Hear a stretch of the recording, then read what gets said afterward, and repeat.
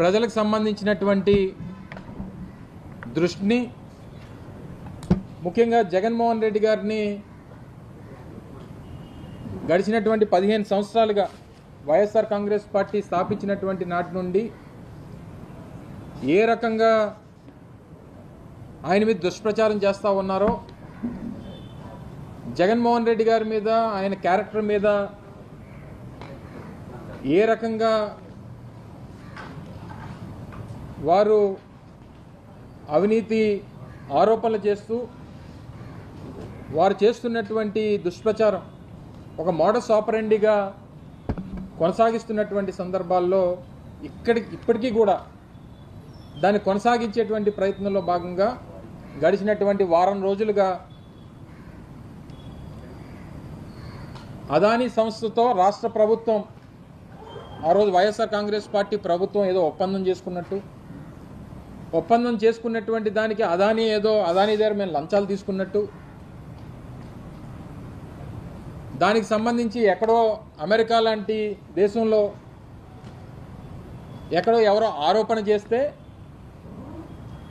దాని మీద పూర్తిగా జగన్మోహన్ రెడ్డి గారిని డిఫేమ్ చేసేటువంటి విధంగా జగన్మోహన్ రెడ్డి గారి మీద చేస్తున్నటువంటి దుష్ప్రచారాన్ని తీవ్రంగా ఖండిస్తూ అనేక సందర్భాల్లో మేము మాట్లాడాం. నిన్న స్వయంగా జగన్మోహన్ రెడ్డి గారే ప్రజల ముందుకు వచ్చి, ఆ రోజు మేము ప్రభుత్వంలో ఉన్నప్పుడు మాకు వచ్చినటువంటి కేంద్ర ప్రభుత్వానికి సంబంధించినటువంటి సంస్థల నుంచి వచ్చినటువంటి ఆఫర్స్ని రాష్ట్ర ప్రభుత్వంగా మేము తీసుకోవాల్సినటువంటి నిర్ణయాన్ని ఏ రకంగా తీసుకున్నాం, తద్వారా ఈ రాష్ట్రానికి ఏ రకంగా అది ఉపయోగపడింది, తద్వారా రాష్ట్ర సంపదని ఏ రకంగా కాపాడాం, ఇవన్నీ కూడా చాలా వివరంగా నేను జగన్మోహన్ రెడ్డి గారు మాట్లాడుతూ చెప్పడం జరిగింది. వారు మాట్లాడుతూ మరో విషయం కూడా చెప్పారు. ఏవైతే కొన్ని పత్రికలు పనిగట్టుకొని జగన్మోహన్ రెడ్డి గారి మీద చేస్తున్నటువంటి ఈ దుష్ప్రచారాన్ని ఆపకపోతే, 48 గంటల్లో క్షమాపణలు చెప్పకపోతే 100 కోట్ల మేర డిఫమేషన్ సూట్ కూడా వేస్తామన్నటువంటి మాట నిన్న జగన్మోహన్ రెడ్డి గారు చెప్పడం జరిగింది. అయినప్పటికీ వారు అంత సవివరంగా పత్రికా సమావేశంలో వాస్తవాలన్నింటినీ కూడా ప్రజల ముందు పెట్టినా సరే, మళ్ళీ ఈరోజు ఆ పత్రికలు వక్రీకరిస్తూ సరైనటువంటి సమాచారంతో నేను జగన్మోహన్ రెడ్డి గారు ప్రజల ముందుకు తీసుకొచ్చినప్పటికీ సమాచారాన్ని మళ్ళీ దాన్ని వక్రీకరిస్తూ ఈరోజు మళ్ళీ వారి పత్రికల్లో ప్రధానమైనటువంటి ఎజెండాగా ఈ వార్తని క్యారీ చేస్తూ మళ్ళీ ఈరోజు దుష్ప్రచారం చేసేటువంటి ప్రయత్నం చేశారు. అయితే నిన్న వారు మాట్లాడినటువంటి మాటలకి, ఇది చంద్రబాబు నాయుడు గారు అలాగే తెలుగుదేశం పార్టీ గెజిట్ పేపర్లు, మేము ఇప్పుడు కాదు అనేక సంవత్సరాలుగా మేము పార్టీ పెట్టినటువంటి నాటి నుండి జగన్మోహన్ రెడ్డి గారు కాంగ్రెస్ పార్టీని విడిచి బయటకు వచ్చి వైఎస్ఆర్ కాంగ్రెస్ పార్టీ స్థాపించిన దగ్గర నుంచి జగన్మోహన్ రెడ్డి గారి మీద దుమ్మెత్తి పోస్తున్నటువంటి పత్రికలు, ప్రధానంగా ఈనాడు, ఆంధ్రజ్యోతి. నిన్న జగన్మోహన్ రెడ్డి గారు మాట్లాడుతూ విద్యుత్ కొనుగోలు ఒప్పందం సెక్కి రాష్ట్ర ప్రభుత్వం డిస్కమ్ల మధ్య జరిగింది, మధ్యలో దళారీ లేడు, ఎక్కడా థర్డ్ పార్టీ లేదు, అలాంటి అప్పుడు అవినీతికి అవకాశం ఎక్కడా అనేటువంటి మాట నిన్న జగన్మోహన్ రెడ్డి గారు చెప్పడం జరిగింది. చెప్తూ దానికి సంబంధించినటువంటి సమాచారాన్ని కూడా వారు చూపిస్తూ, ఇది solar energy corporation of India అంటే సెక్కి అనేటువంటి కేంద్ర ప్రభుత్వానికి సంబంధించినటువంటి సంస్థ సెప్టెంబర్ 15, 2021 సంవత్సరంలో రాష్ట్ర ప్రభుత్వానికి విద్యుత్ కొనుగోలు విషయంలో ₹2.49 యూనిట్ ధరని కేటాయిస్తూ మీరు కొనుగోలు చేసుకునేటువంటి దానికి ఇది మంచి అవకాశం అనేటువంటి విషయాన్ని చెప్తూ, ఆ రోజు అప్పుడున్నటువంటి మా ప్రభుత్వాన్ని, ఆ రోజు మేము చేస్తున్నటువంటి కార్యక్రమాలని వారు కీర్తిస్తూ ఇచ్చినటువంటి ఒక ఆఫర్ 6400 మెగావాట్లకు సంబంధించి ₹2.49 kilowatt per hour in the ఆ రేట్ని మెన్షన్ చేస్తూ వారు ఇచ్చినటువంటి ఆఫర్. ఈ ఈనాడు, ఆంధ్రజ్యోతి మొన్న పత్రికల్లో ఏం రాసినాయి? సెప్టెంబర్ 15వ తారీఖున లేఖ వస్తే 24 గంటలు గడవక ముందే వారితో ఒప్పందం చేసుకున్నాం అనేటువంటి ఒక తప్పుడు ప్రచారాన్ని మా ప్రభుత్వం మీద, మా పార్టీ మీద చేశారు. సెప్టెంబర్ 15వ తారీఖున లెటర్ రావడం వాస్తవం. సెప్టెంబర్ 16వ తారీఖున ఆ రోజు కేబినెట్ సమావేశం ఉండడం వాస్తవం. ఆ రోజు వచ్చినటువంటి, ముందు రోజు వచ్చినటువంటి లేఖని మరుసటి రోజు జరిగినటువంటి కేబినెట్ సమావేశంలో దాన్ని టేబుల్ ఎజెండాగా తీసుకొని వచ్చి, ఇలాగా మనకి కేంద్ర ప్రభుత్వ సంస్థ నుంచి ఒక ఆఫర్ వచ్చింది, ఇది మంచి ఆఫర్గా ఉంది, సో దీని మీద కౌన్సిల్ ఆఫ్ మినిస్టర్స్గా మనం ఒక నిర్ణయం తీసుకోవాలి, తీసుకునే ముందు సంబంధించినటువంటి అధికారులతో ఒక అధ్యయనం చేయించి, అధ్యయనంలో ఏదైతే లోటుపాట్లు ఉన్నాయో ఆ లోటుపాట్లన్నీ కూడా చూసిన తర్వాత దీని మీద నిర్ణయం తీసుకుందామని చెప్పి ఒక కమిటీని సంబంధించినటువంటి అధికారులందరినీ కూడా దీని మీద అధ్యయనం చేయమని చెప్పినటువంటి మాట సెప్టెంబర్ 16 జరిగినటువంటి కేబినెట్ సమావేశంలో జరిగింది. ఎక్కడా కూడా ఆ రోజు నిర్ణయం తీసుకోవాలా. మీరు చేసినటువంటి తప్పుడు ప్రచారం ఆ రోజు ఎక్కడా కూడా కేబినెట్ నిర్ణయం తీసుకోలేదు. దీని మీద అధ్యయనం చేసి లోటుపాట్లన్నీ కూడా పరిశీలించమని చెప్పింది.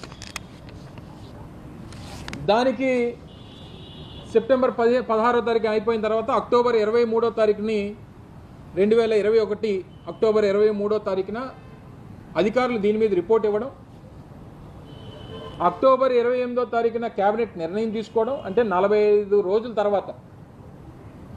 45 రోజుల అధ్యయనంలో ఏం చేస్తారు? ఎక్కడెక్కడ ఏ రాష్ట్రాల్లో రేట్లు ఎలా ఉన్నాయి, ఒకవేళ మనం కొనుగోలు చేస్తే ఏ రేటుకి రావచ్చు,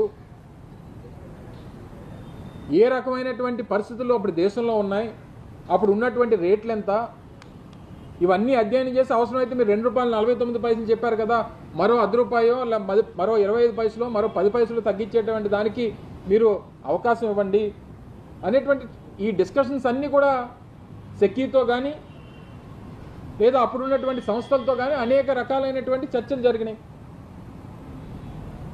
అక్టోబర్ 23వ తారీఖున మనకి రిపోర్ట్ ఇచ్చారు. అక్టోబర్ 28వ తారీఖున కేబినెట్ సమావేశంలో దాన్ని పెట్టడం, నిర్ణయం తీసుకోవడం జరిగింది. దానికి సంబంధించి ఈఆర్సీ, సెంట్రల్ ఈఆర్సీ ఏదైతే ఎలక్ట్రికల్ రెగ్యులేటరీ కమిషన్ ఏదైతే ఉంటుందో వారు కూడా అంగీకారం తెలిపిన తర్వాత డిసెంబర్ 1, 2021 అంటే సెప్టెంబర్ 15 ఎక్కడ, డిసెంబర్ 1 ఎక్కడ? డిసెంబర్ 1, 2021ని సెక్కీ అనేటువంటి సంస్థతో ఈ పవర్ సేల్ అగ్రిమెంట్ అనేటువంటిది ఆ రోజు రాష్ట్ర ప్రభుత్వం ఈ పవర్ సప్లై అగ్రిమెంట్ అనేటువంటిది సెక్కీ అనేటువంటి సంస్థతో ఆ రోజు రాష్ట్ర ప్రభుత్వం రాష్ట్రానికి సంబంధించినటువంటి డిస్కామ్లు చేసుకున్నాయి. ఇందులో దళారీ అనేటువంటిది ఈ పేపర్ ఎలా రాస్తుంది? అసలు సెక్కీ అనేటువంటిది దళారీ అని చెప్పి ఎలా రాస్తుంది ఈ పేపర్? సెక్కీ అనేటువంటి సంస్థతోనే ఒప్పందం ఈ రాష్ట్ర ప్రభుత్వం డిస్కామ్లు చేసుకున్న తర్వాత సెక్కీ దళారీ ఎలా అవుద్ది? అంటే రేపు బిల్లు రైజ్ చేసేది సెక్కీయే, మనం డబ్బులు కట్టేది సెక్కీకే, మనకు రేట్ ఆఫర్ చేసింది సెక్కీయే. కాంపిటేటివ్ రేట్స్ ఆ రోజు దేశంలో ఉన్నటువంటి రేట్లతో అత్యంత తక్కువ రేటుకి మనం కొనుగోలు చేసింది సెక్కీ నుంచే. మధ్యలో దళారీ ఎక్కడి నుంచి వచ్చాడు? మధ్యలో సెక్కీ దళారీ ఎలాగ అవుద్ది? మన పవర్ సప్లై అగ్రిమెంట్ అనేటువంటిది చేసుకుంది సెక్కీ అనేటువంటి సంస్థతో, నేరుగా ఈ కేంద్ర ప్రభుత్వ సంస్థతో చేసుకున్నాం. దీన్ని దళారీగా చిత్రీకరించేటువంటి ప్రయత్నం చేశారు. తర్వాత నిన్న జగన్మోహన్ రెడ్డి గారు మాట్లాడుతూ గతంలో రాష్ట్రంలో సగటు విద్యుత్ కొనుగోలు ధర యూనిట్ ₹5.10, మనకు ₹2.49కే ఇచ్చేందుకు కేంద్ర సంస్థ ముందుకు వచ్చింది. దానివల్ల 25 సంవత్సరాల్లో మనకు దాదాపు ₹1,10,000 కోట్ల మనం ఆదా చేశాం, ఈ సంపదని కాపాడాం అనేటువంటి మాట నేను జగన్మోహన్ రెడ్డి గారు చెప్పారు. దానికి ఇంగితం ఉన్నవాళ్ళు ఎవరైనా మార్కెట్లో ఇప్పుడు లభిస్తున్న ధరతో పోల్చి చూస్తారా? కొన్నేళ్ల క్రితం నుంచి ఉన్న ధరలతో సగటుతో పోల్చి తక్కువ కొంటున్నామని గొప్పలు చెప్తారా అని చెప్పి మేధావితనం ఉపయోగించారు. వీళ్ళంత మేధావులు, వీళ్ళంత విజనరీలు బహుశా ఇంకా ప్రపంచంలో ఎవరు ఉండరు, అంత మేధావితనం ఎవరికి ఉండరు అనేటువంటి ఉద్దేశంతో దాన్ని జగన్మోహన్ రెడ్డి గారు నేను చెప్పినటువంటి మాటతో కౌంటర్ చేస్తూ వారి సమర్థన ఆ రకంగా ఉంది. తీరా మనం ₹2.49 మనం కొనుగోలు చేస్తే, మా హయాంలో ₹2.49 మేము కొనుగోలు చేస్తే 2014 నుంచి 19 వరకు చంద్రబాబు నాయుడు గారి హయాంలో విండ్ మిల్స్ ద్వారా జనరేట్ అయినటువంటి పవర్ ఏదైతే ఉంటుందో విండ్ పీపీఎల్కి వారు 133 పీపీఎల్ ఎంటర్ అయ్యి 3,500 మెగావాట్లకి ₹4.70, ₹4.83, ₹4.84, యావరేజ్గా ₹4.82-83 యావరేజ్గా 5 సంవత్సరాలు వారు కొన్నారు. సరే, సోలార్ పీపీఎస్కి వస్తే 2014 నుంచి 19 మధ్యలో వాళ్ళు 35 పీపీఎల్ సోలార్కి సంబంధించినటువంటి పీపీఎల్ ఎంటర్ అయితే 2,500 మెగావాట్లకు సంబంధించి 2014లో ₹6.49, ₹2.49 ఎక్కడ, ₹6.49 ఎక్కడ, ₹5.96, ₹6.80, ₹5.99, ₹4.61, ₹4.50, యావరేజ్గా రమారమి ₹5 అనుకోండి. ₹2.49 మేము కొంటే ₹5 మీరు కొని మళ్ళీ మాకు ఇంగితం లేదా?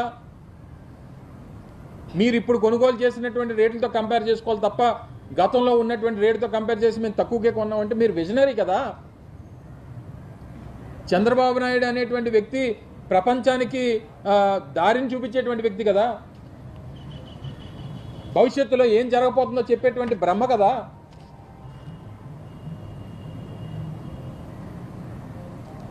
ఇవన్నీ చెప్పినప్పుడు మరి రేపు నేను 2014 నుంచి 19 మధ్యలో కొంటున్నటువంటి పీపీఎల్ హాయంలో భవిష్యత్తులో ఇంకా తక్కువకు వస్తాయి, తక్కువ కొందామని చెప్పి ఊహించాల్సింది కదా చంద్రబాబు నాయుడు గారు.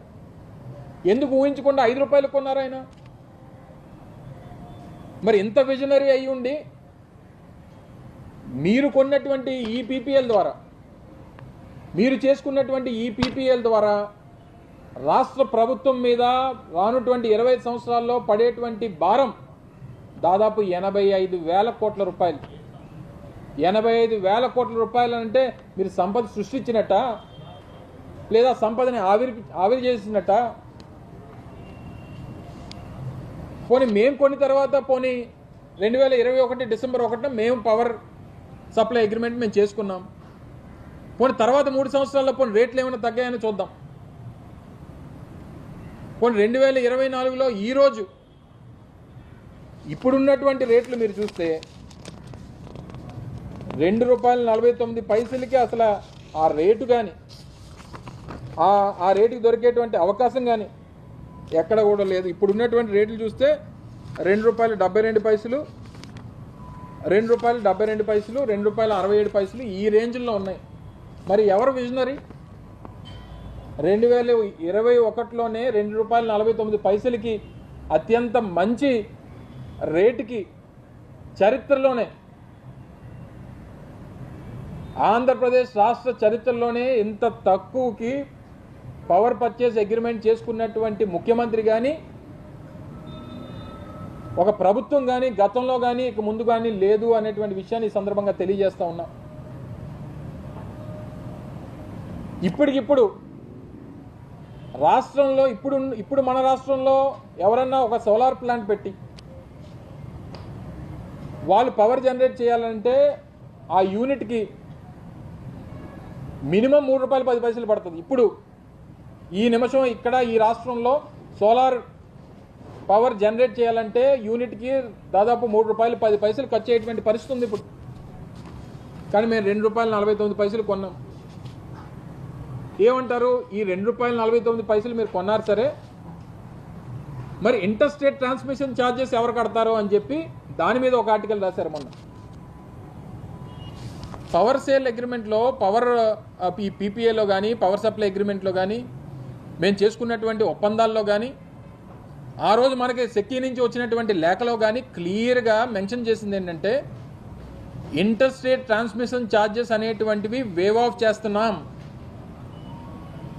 ఇంటర్ స్టేట్ ట్రాన్స్మిషన్ ఛార్జెస్ అనేటువంటి దాన్ని కేంద్ర ప్రభుత్వం సెక్కీ అనేటువంటి సంస్థ అది అదనపు భారం మీ మీద పడకుండా పూర్తిగా వేవ్ ఆఫ్ చేస్తున్నాం అనేటువంటి మాట చెప్పిన తర్వాత అది ఎక్కడి నుంచి వస్తుంది? మామూలుగా ఇంటర్ స్టేట్ ట్రాన్స్మిషన్ ఛార్జెస్ ఒకవేళ భారం ఉండుంటే ₹2.49 మీద ఇంకో ₹2 పడేది యావరేజ్గా, అంటే ₹4.49 పడేది. ఎందుకంటే ఎక్కడ రాజస్థాన్లోనో గుజరాత్లోనో ఉత్తరాఖండ్లోనో హిమాచల్ ప్రదేశ్లోనో ఎక్కడో పవర్ జనరేట్ చేసి లేకపోతే ఇంకో రాష్ట్రంలోనో పవర్ జనరేట్ చేసి అక్కడి నుంచి ఇక్కడ తీసుకురావాలంటే ఆ ఇంటర్ స్టేట్ ట్రాన్స్మిషన్ ఛార్జెస్ అనేటువంటివి యావరేజ్గా ₹2 పడతాయి. కానీ ఆ ₹2ని పూర్తిగా వేవ్ ఆఫ్ చేస్తాం. మేము ఏదైతే మీకు రేటు కోట్ చేసామో ₹2.49 ఆ ₹2.49కే మీకు ఇస్తాం.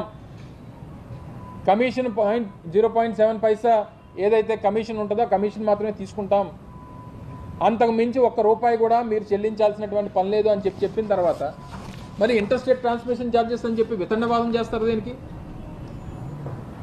మీరు కట్టక్కర్లేదు అని చెప్పి ఆ సంస్థ చెప్పిన తర్వాత అగ్రిమెంట్లో ఉన్న తర్వాత మేము చేసుకున్నటువంటి వారితో చేసుకున్నటువంటి ఏదైతే డిస్కామ్స్ కానీ గవర్నమెంట్ ఆఫ్ ఆంధ్రప్రదేశ్ కానీ సెక్యూరిటీతో జరిగినటువంటి ఒప్పందంలో కూడా అది మెన్షన్ చేసిన తర్వాత మినిస్ట్రీ ఆఫ్ పవర్ దాన్ని మెన్షన్ చేసిన తర్వాత సెంట్రల్ ఎలక్ట్రికల్ రెగ్యులేటరీ కమిషన్ చెప్పిన తర్వాత ఇవన్నీ ఆన్ పేపర్ ఉన్నాయి.